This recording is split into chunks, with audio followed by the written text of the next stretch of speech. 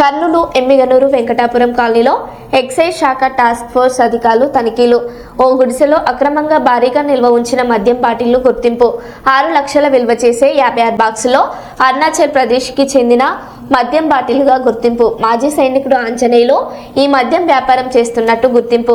సైనికులకు చెందిన trunk blocks లో రైలు మార్గం ద్వారా మద్యం తెచ్చి అమ్ముతున్నట్టు సమాచారం. గతంలోని మాజీ సైనికుడిపై 3 అక్రమ మద్యం కేసులు నమోదు. కేసు నమోదు చేసి మాజీ సైనికుడిని అదుపులోకి తీసుకుని దర్యాప్తు చేస్తున్నామని తెలిపిన డిపిఓఈఓ సుధీర్ బాబు.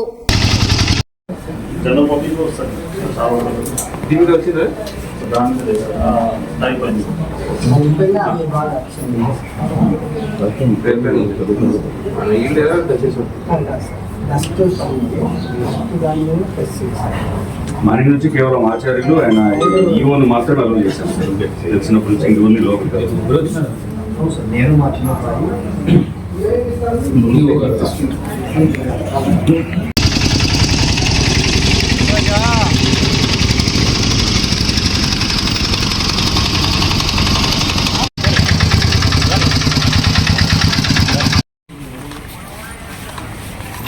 మళ్ళీ ఇక్కడ 4 మెంబర్స్ 250కి ఇక్కడ 550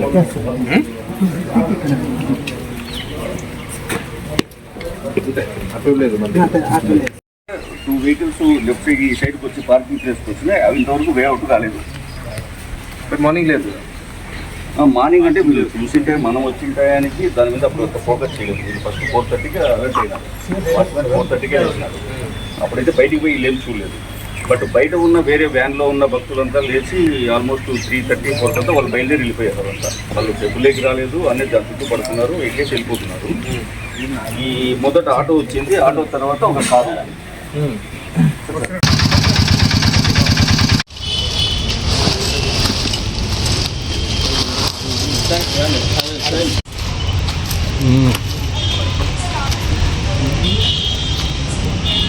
సార్ ఎక్కడ పెట్టాలి సార్?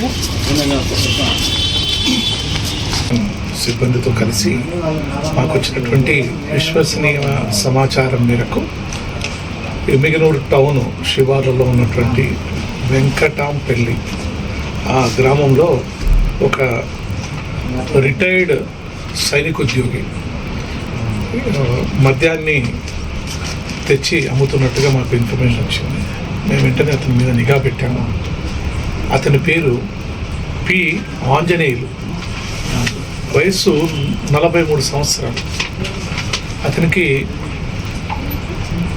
ఎమ్మిగనూరు పట్టణంలో ఇల్లు ఉంది. అదేవిధంగా ఆ పక్కన చుట్టుపక్కల కూడా కొన్ని ఇల్లు ఉన్నాయి. వీటన్నిటిని మేము సోదా జరిపాము. అతనికి వెంకటాపురం కాలనీలో, వెంకటాపురం గ్రామంలో అతను చెందినటువంటి ఒక కొట్టం, ఒక ఇల్లు మేము తనిఖీ చేస్తే అందులో 55 బాక్సుల అరుణాచల్ ప్రదేశ్కి చెందినటువంటి మద్యం సీసాలు మాకు దొరకడం జరిగింది. 55 బాక్సుల్లో. ఓకే, వీటి ధర చాలా స్వల్పంగా ఉంది. ఇక్కడ 350 రూపాయలు ఈ బాటిల్, ఫుల్ బాటిల్. అదేవిధంగా ఇది 350 రూపాయలు ఫుల్ బాటిల్. ఇది 35 రూపాయలు మాత్రమే. అది చౌకగా దొరుకుతుంది. ప్రాథమిక విచారణ తేలింది ఏంటంటే అతను 2021 డిసెంబర్ 31వ తారీఖున అతను సైన్యం నుంచి మొదట్లో తను 2002 ఆ ప్రాంతంలో తను క్లర్క్గా చేరాడు ఏఓసీలో. తర్వాత హవల్దారుగా అతను 2021 డిసెంబర్ 31 రోజు రిటైర్ అయినాడు. అతనికి ఈ వ్యాపారం చేయాలన్నటువంటి ఆలోచన వచ్చిన తర్వాత తను ఆ అరుణాచల్ వెళ్తే అరుణాచల్ ప్రదేశ్లో మనకు చాలా తక్కువ రేటు దొరుకుతాయి అన్నమాట. ఫర్ ఎగ్జాంపుల్ ఇది ఒక 1000 రూపాయలు ఉంటే అక్కడ కేవలం 350 రూపాయలు మాత్రం దొరికింది. ఈ విధంగా తీసుకొచ్చి తన ఇంట్లో ఉంచి తనకు తెలిసిన వాళ్ళకి అమ్ముతూ ఉంటాడు. ఇతను ప్రాథమిక విచారణ తెలియదు ఏంటంటే అతను చాలా రోజుల క్రితము దాదాపు ఒక 100 కేసుల వరకు తెచ్చిన తర్వాత అమ్మగా పోగా మిగిలినటువంటి ఉన్నాయి. అతన్ని నిఘా పెట్టడం జరిగింది. ఇది అతని పైననే ఇదే స్టేషన్లో గత 3 సంవత్సరాలుగా 3 కేసులలో అతను ఉన్నాడు. అతను పాతవాడే కాబట్టి అతని మీద నిఘా పెట్టాము. ఆ నిఘాలో భాగంగా అతను అమ్ముతున్నట్టుగా మాకు తెలిసింది. కాబట్టి ఈరోజు మేము దాడి చేసి అతనికి చెందినటువంటి ఆ కొట్టం నుంచి, ఆ ఇంటి నుంచి 55 బాక్సుల ఒక అరుణాచల్ మద్యం. దీన్ని మనము పన్ను చెల్లించినటువంటి మద్యం అంటారు. అంటే ఎన్డీపీఎల్ అంటారు, ఎన్డీపీఎల్ మధ్య స్వాధీనపరచుకోవడం జరిగింది. అతన్ని మేము అదుపులో తీసుకున్నాము. అతన్ని విచారణ తర్వాత అతన్ని కోర్టులో ప్రవేశపెట్టడం జరుగుతుంది.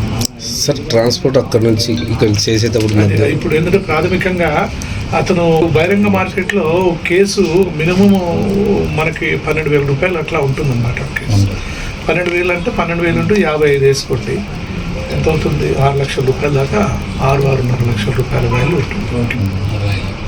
కాకపోతే ఏంటంటే ఇది మనం పరీక్షించాలి. అంటే ఇక్కడ చూస్తే మాత్రం లేబుల్స్ అవన్నీ కూడా అరుణాచల్ లేబుల్స్ ఉన్నాయి, ఇవన్నీ ఉన్నాయి.